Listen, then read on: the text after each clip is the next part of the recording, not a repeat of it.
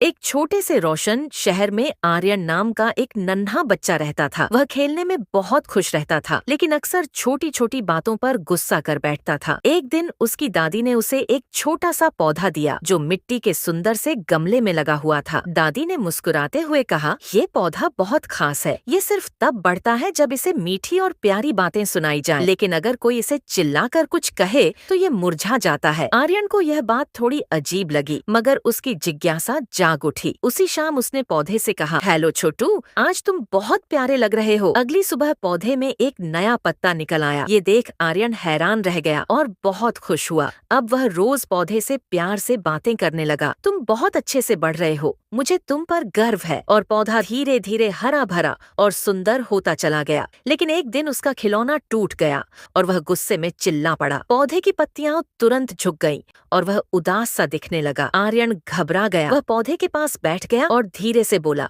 मुझे माफ कर दो, मैं तुम्हें दुखी नहीं करना चाहता। मैं कोशिश करूंगा कि अब गुस्सा न करूं। धीरे धीरे पौधा फिर से खिल उठा। आर्यन ने सीखा कि सिर्फ पौधे ही नहीं बल्कि लोग भी मीठी बातों से खुश होते हैं। समय के साथ आर्यन और भी शांत और प्यारा बच्चा बन गया। अब वह सभी से प्यार से बात करता था और उसका पौधा भी सुंदर फूलों से भर चुका था।